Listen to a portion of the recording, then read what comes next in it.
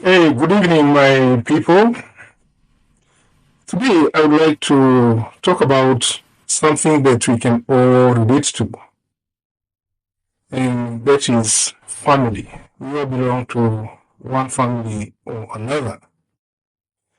And we all know very well that behind every stable society is a stable family. And we also know that a stable family is largely a function of parenting. So, it's unlikely that we shall have a functional family without intentional parenting. And I'm not in any way, form, or shape trying to say that I have a functional family. Probably I just have a family that's average like anyone else. But I felt that this is something that we can look into this evening.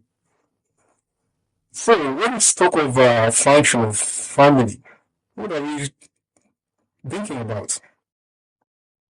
In my view, a functional family is built on love, respect, responsibility, and presence. By presence, I mean the parents, father and mother, if they are both there, they are present to the kids. And in a functional family, children feel safe, guided, and they also feel valued. In a functional family, conflicts are handled with wisdom, not violence or silence.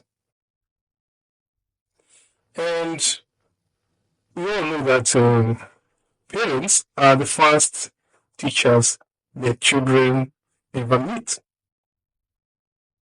They shape their values before schools do, and parents too model behavior before societies does that.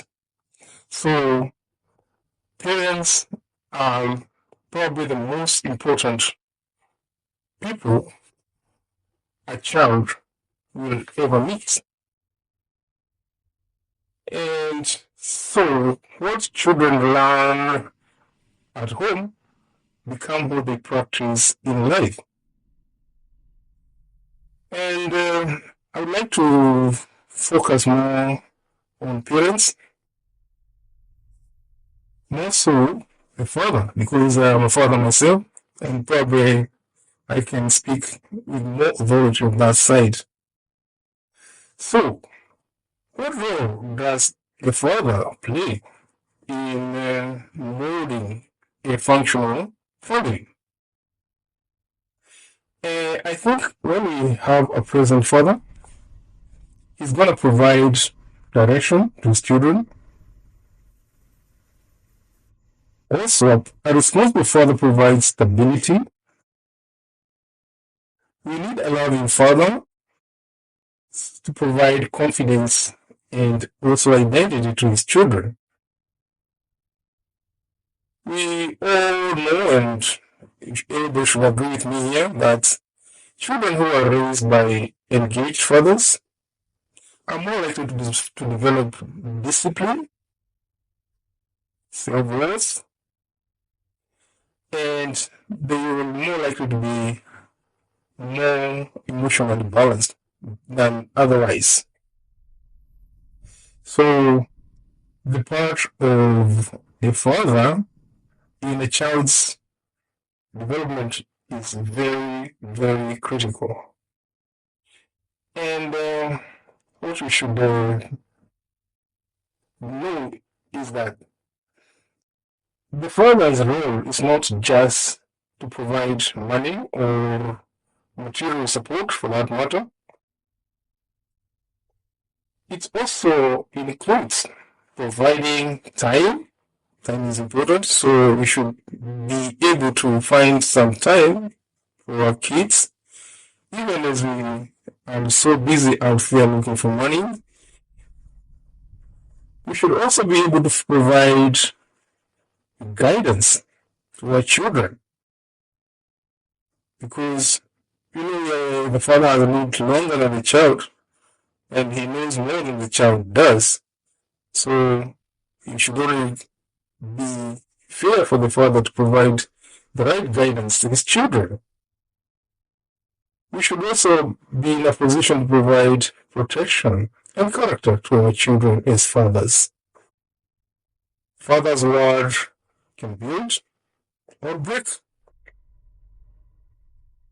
We should remember that presence can heal or sometimes can harm, and we should be consistent in what we do, in all these things we mentioned, so that the child does not get confused or is not sure what to take or even what to do. So consistency is very critical here. So there are many things we can say about fathers, but what we've said here, presence is very important, creating time for the family. Of course, providing the material support is very important, because without the basic comforts, it's not gonna work. Any other method might not be very successful. But all these things, we have to balance them. So being a father is not easy, but it is worth being a good father. We should all remember that when families function well, communities thrive. When fathers lead responsibly, generations rise stronger, and the work of building societies will begin at home. So, fathers, let us not fail, because everyone is looking upon us to build societies and generations. I hope those observations make sense to you, especially fathers. But I might be wrong, and I know I'm not an expert in this field. Those are just some observations that I have seen, and I wished to share them with you. Thank you very much. I will see you in the next one.